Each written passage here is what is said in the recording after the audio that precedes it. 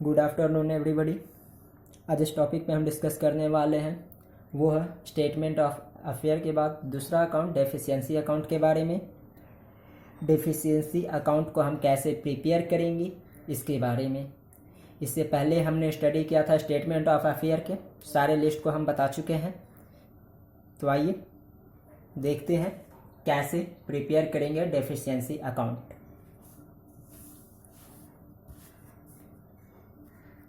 तो देखिए, deficiency account को प्रिपेयर करने के लिए डेफिशिएंसी अकाउंट का क्या फॉर्मेट होता है उसे हम आपको बता रहे हैं। किस तरीके से उसके अंदर में क्या क्या आइटम को इंक्लूड किए जाते हैं, किस किस आइटम को शो किए जाते हैं डेफिशिएंसी अकाउंट के अंदर में, उसे देखेंगे। तो ये हमारा एक फॉर्मेट है।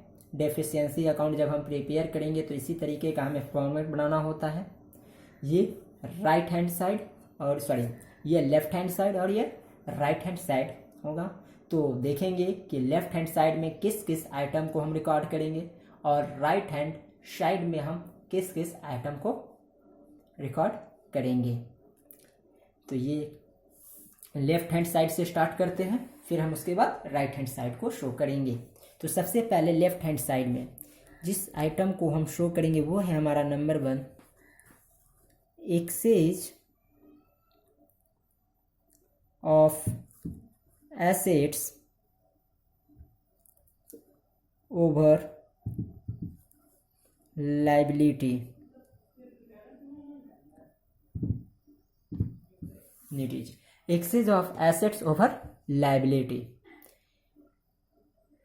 एसेट्स लायबिलिटी की कंपेयर में जब ज़्यादा होगा तो जो एक्सेस अमाउंट होगा उस एक्सेस अमाउंट को हम अपने डेफिशिएंसी अकाउंट के लेफ्ट हैंड साइड में शो करेंगे।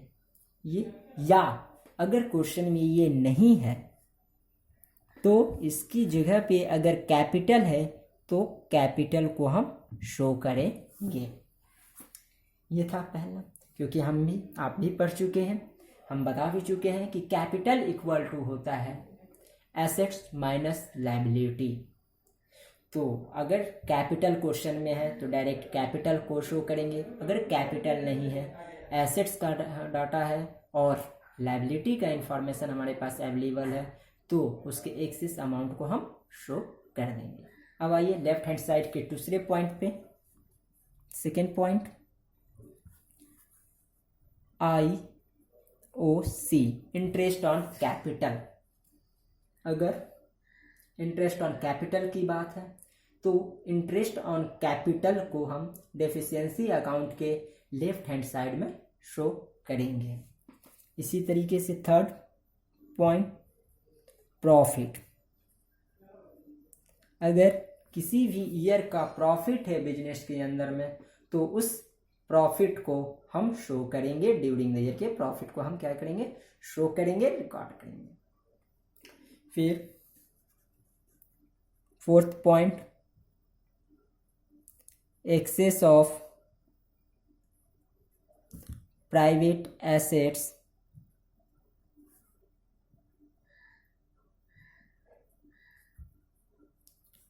Over private liability.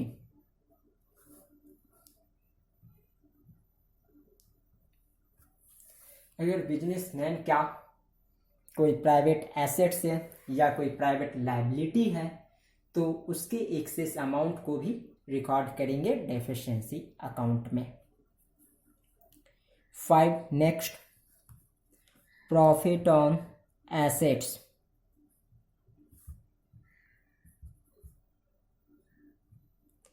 किसी एसेट्स को बेचे हैं और उस एसेट्स को बेचने में हमें प्रॉफिट हुआ है तो उस प्रॉफिट को भी हम डेफिशिएंसी अकाउंट में शो करेंगे।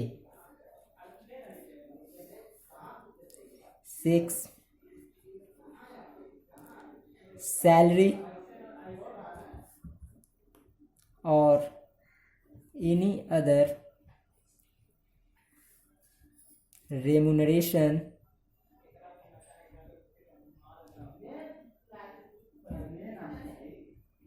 of the proprietor in business।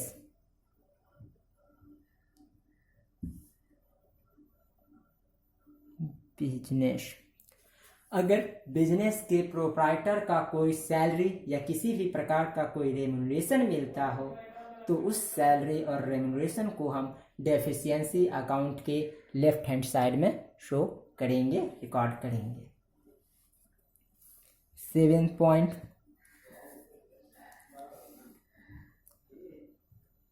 Profit in speculation and betting.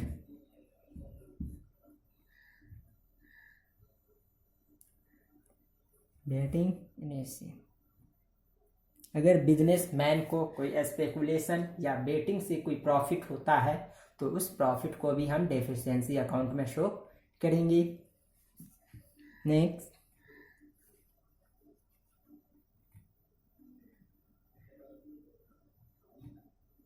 Exception from liability,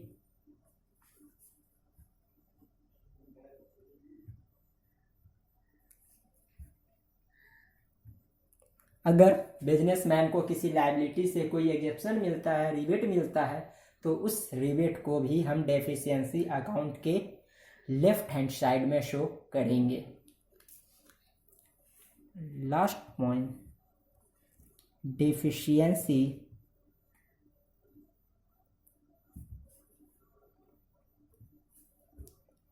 as per list H in the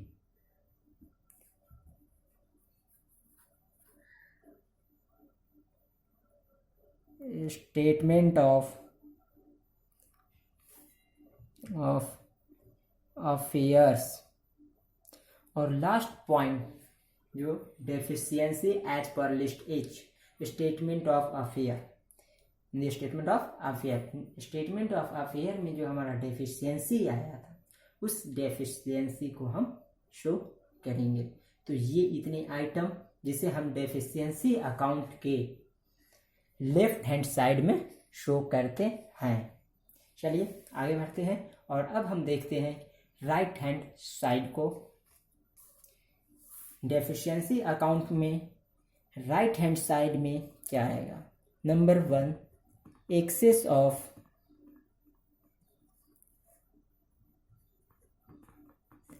liability over assets. Just इसके अपोजिट, अगर लायबिलिटी ज़्यादा है एसेट्स के कंपेयर में तो फिर हम उसे डेफिशिएंसी अकाउंट के राइट हैंड साइड में शो करेंगे। सेकेंड, एक्सेस ऑफ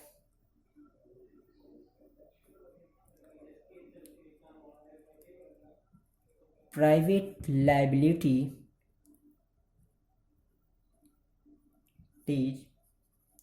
ओवर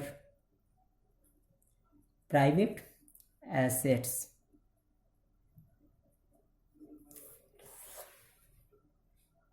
अगर बिजनेसमैन का कोई प्राइवेट लायबिलिटी है वो उस पर्सन के प्राइवेट एसेट से ज़्यादा है तो उस वैल्यू को भी हम डेफिशिएंसी अकाउंट के राइट हैंड साइड में शो करेंगे। Third point, loss from business.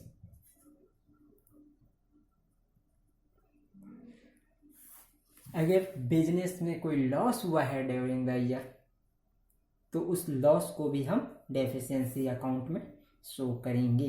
During year या किसी भी ईयर लॉस को हम शो करेंगे। इसके बाद फोर्थ, ड्राइंग भी हमारा डेफिशिएंसी अकाउंट के राइट हैंड साइड में शो होगा। 5,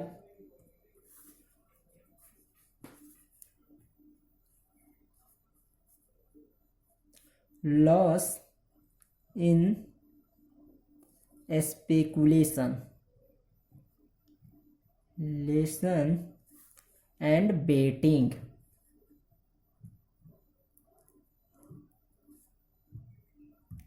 अगर बेटिंग या स्पेकुलेशन से कोई लॉस हुआ है तो उस लॉस को हम डेफिशिएंसी अकाउंट के राइट हैंड साइड में शो करेंगे।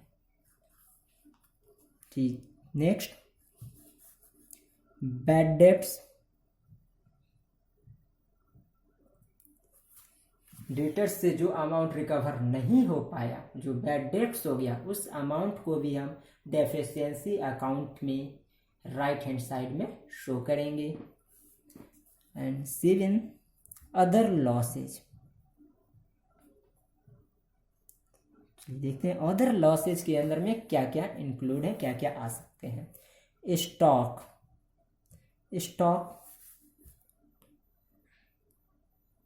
Works, furniture,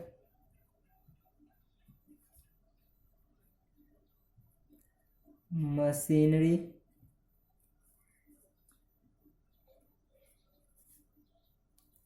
etc, bills, discounted and dishonor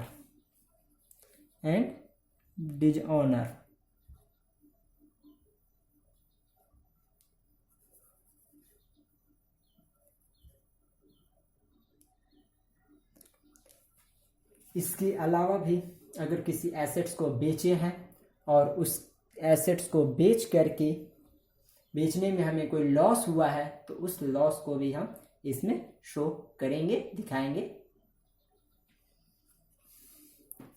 एक new liability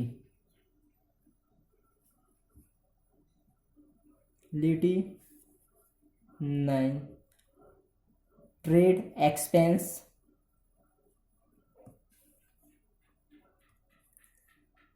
stock exchange expense,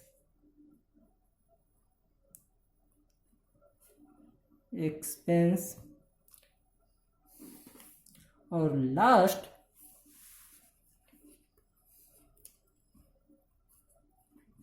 expense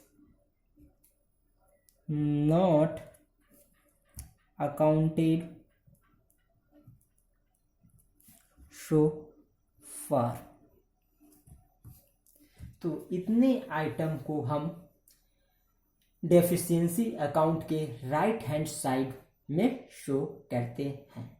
और अब ये सारे को रिकॉर्ड कर लेने के बाद हम बैलेंसिंग करेंगे डेफिशिएंसी अकाउंट को। बैलेंसिंग करेंगे, इसका जो बैलेंस होगा वो बैलेंस हमारा डेफिशिएंसी के बराबर आना चाहिए। जो हम यहाँ पर रिकॉर्ड किए हैं deficiency as per list H, ये बैलेंस, इसको बिना रिकॉर्ड किए हुए जो हमारा बैलेंस आएगा वो बैलेंस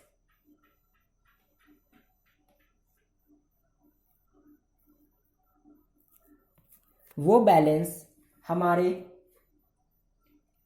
स्टेटमेंट ऑफ अफेयर के लिस्ट एच से मैच करना चाहिए। उसको रिकॉर्ड करने देने के बाद LHS इक्वल टू RHS हो जाएगा। तो ये था हमारा डेफिशिएंसी अकाउंट। तो इस तरीके से हम प्रिपेयर करते हैं डेफिशिएंसी अकाउंट।